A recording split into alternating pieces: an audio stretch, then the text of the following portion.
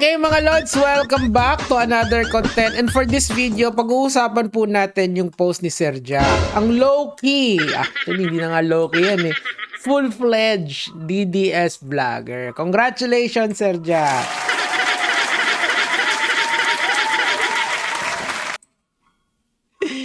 Ngayon, in my opinion, may coordinated attack sila kay Attorney Regal Oliva. So kung gusto nyong mapanood to, panoorin nyo lang yung previous content ko. Pero sinasabi ko na sa inyo, di ba? There is a coordinated attack. Actually, this is just an opinion of a lawyer.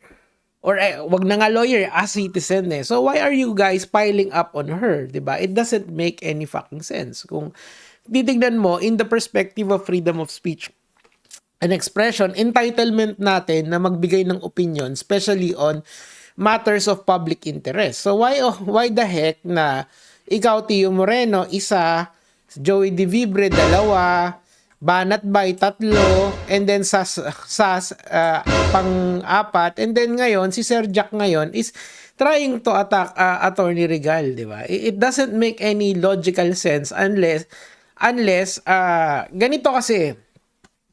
Explain ko sa inyo to, hindi naman to political perspective. This is actually how social media works, okay? Kunyari, si Kong TV ako, 'di ba? So si Kong TV may team payaman 'yan, 'di ba? Ito yung malaking circle ni Kong TV, okay? So kung kasali ka sa sa kanila, sureball ka makakakuha ka ng konting fan sa kanila, ganyan. Ang tawag dito, magkakaroon kayo ng shared audience na tinatawag, okay? So, halimbawa, ako at saka, since ang hindi naman ako masyadong nag-identify, pero yung politics ko is more inclining sa liberal. So, yung mga Lenny supporters, mga Risa Ontiveros supporters, mga anti-DDS, yung ibang mga kaibigan nating BBM supporters, nakikinig sila sa akin. So, doon umiikot yung shared audience ko. Sa DDS kasi, malaki yung shared audience nila. Etong si Banat Bay, si Sas Rogando, si Joey, si Tio Moreno, and ngayon, ini-enjoy din yun ni Regal POV, okay? So, kung ikaw ay nasa social media, kung gusto mong maalis itong tao na to dun sa circle nyo, the one way of doing that is attacking the content creator. And ito yung nangyayari kay Attorney Regal ngayon. And that's unfortunate kasi totoo lang, I have watched many of her content, okay? Yung iba doon, actually most doon dinidebunk ko, and most doon hindi ako agree. Dito lang sa isa na to, bakit naman ganyan kagrabe yung yung reaction nitong mga DDS vloggers na to? To the point na ginamit nila eto yung tinatawag kong propaganda machinery eh. Gagamitin nila yung propaganda machinery nila to eliminate etong si Attorney Regal, di ba? It doesn't compute in my opinion. Now, and of course, sino ba tong si Sir Jack na to? Si Sir Jack is a funny individual, pero I don't think na merong anything critical sa mga point of views niya pagdating sa politika. Kasi lahat naman tayo pwedeng mag-political vlogging eh. Kasi itong mga, lalong-lalo niya si Joey tsaka si Sas, mga gatekeepers yan ng political discussion eh. Pero eto lang yan, lahat tayo pwedeng maging political vlogger. Lahat tayo pwedeng mag-usap about sa politics. Kaya lang, yung depth ang usapan natin dito, yung lalim ng usapan natin dito, yung dissemination ng opinion na mas tunog tama or tama talaga yung opinion, di ba? Kasi merong mga ganong klaseng or mas mabigat yung opinion. Doon kasi dapat tayo nagfo-focus. Kasi kunyari, eto bago tayo pumunta dyan, example, yung kay Banat Bay, okay? Ang atake niya is yung nung unang post niya is yung pag-i-English ni Attorney Regal, di ba? So, ito, nag-i-English lang daw para tunog matalino. When in fact, she is very intelligent. Bakit? Kasi abogado siya eh. Hindi madaling maging abogado. Even yung mga abogadong hindi nyo gusto, bago sila makatungtong doon sa, or yung, let's say, hindi magaling na abogado, bago pa sila makatungtong doon sa pagka-abogado nila, ang hirap ng pinagdaanan nila. So, alam mo yun, miski hindi sila ganun kagaling na abogado sa korte siguro, or whatever their line of work is sa pag-abogado, kasi maraming types of lawyer, di ba? Still, yung basic skills ng pag-aabogado, mahirap makuha ng normal na tao. Pero sinasabi ni Banat Bay dun sa huli niyang post, ini-English lang daw para tulong matalino. That's not correct, Banat Bay. Alam mo yan, di ba? Yung tatay mo abogado, ikaw di ka naging abogado kasi pulpul ka, di ba? So, another day, ayan na, titi daw. Ayan, okay, sure. Now, yan kasi ad hominems na lang yan. Of course, depende kung kaninong political vlogger. Kunyari, etong kay Joey, medyo decente yung atake niya, di ba? Yung eto naman, ganun din kay Tio Moreno. Pero si Sir Jack, syempre, wala ka rin naman aasahan dyan. Medyo kadikit yan ni Banat Bay sa dating ng atake niya. There's really no intelligence pagdating sa, or at least hindi ka makakakuha ng intelligent conversation sa kanya. And I'm not saying that because of anything physical sa kanya. I am saying that kasi pwede niya namang i-type at pwede ko namang basahin kung ano yung point of view niya. Okay? Si Regal P.O. ay lalaki, okay? Akala ko gurang na byuda lang, okay? Parehas kasi sila ng pormahan ng buhok ni Imelda Marcos, baklang 80s daw So ad hominems na naman.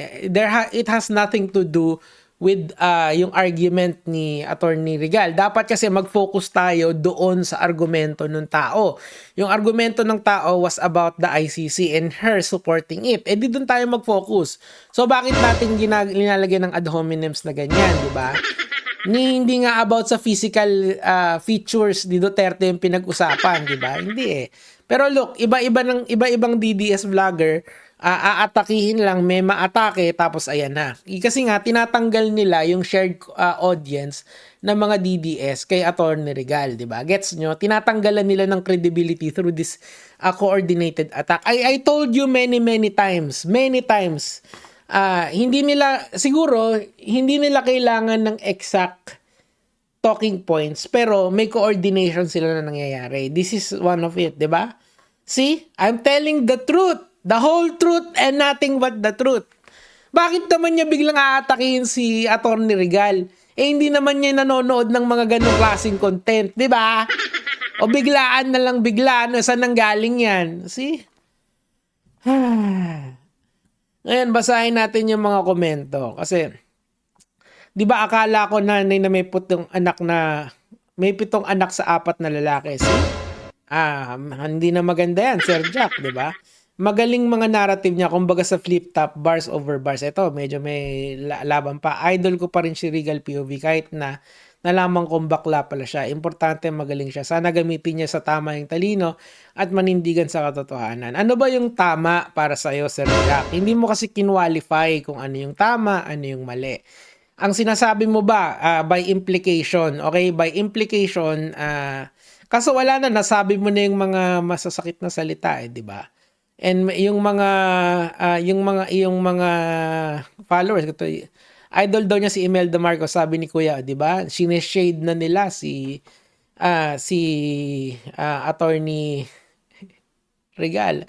Another day, another true color reveal. Eto na yung mga negative na sinasabi ng mga DDS fans sa kanya. Kasi nga, it's all about mind conditioning. Now, let's go back dito sa argumento ni Sir Jack and to close this content. So, let's talk about ano ba yung tama, ano ba yung mali dito. Okay? Kasi, ang narrative ng mga DDS, yun daw pagdala ng mga ng gobyernong Pilipinas that's the government, hindi ito si Marcos, hindi ito si Nicolas Torre, hindi ito si Ombudsman Remulla, hindi ito yung mga pulis na humuli. We are saying collectively that the Philippine government actually coordinated the arrest of Rodrigo Duterte in connection with the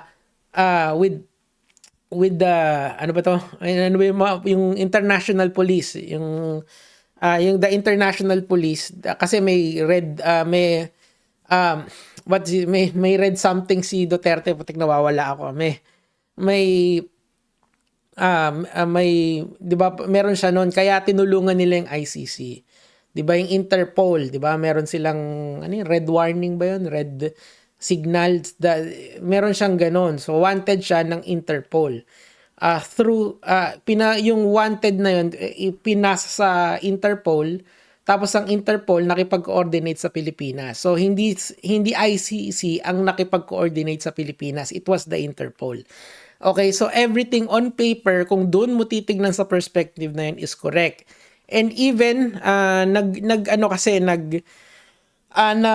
nag-file sila Kitty Duterte and si Kitty Duterte and the kuya, si Pulong, ng, if I'm not mistaken, yung tinatawag na writ of habeas corpus, or i-presenta yung katawan ni Duterte sa harap ng korte. 'Di ba? Ang nangyari, hindi yun, I believe, binasura yun ng korte. So, ibig sabihin, ng Supreme Court, ibig sabihin, kung dun mo titignan sa perspective na yun, the arrest was valid. Pero, ang naratibo kasi ng mga DDS is that this was a kidnapping. Now, ang problema kay Attorney Regal, si Attorney Regal is sinususugan niya yung pagka-aresto kay Duterte. She is saying that the arrest was valid dun sa 4-minute video ni Attorney Regal. Gets nyo? This is why eto na yung nangyayari ngayon sa mga DDS. Inaatake na nila si Attorney Regal at tinatanggal nila yung shared audience nila kay Attorney. So, pasensya ka na, Attorney. Ganyan talaga ang buhay, di ba? Well, siguro nakita ni Attorney na yung reasoning nila Ombudsman Remulla na it was correct. So, wala tayong magagawa doon. She is an officer of the court and she has to uphold what the law says. Yun lang naman po yung sa akin for today. Oh, Sir Jack, sabihin mo kay Banat Bay, mag-debate kami. Sasabihin mo, no match siya sa akin. Laban mo muna. Yun lang.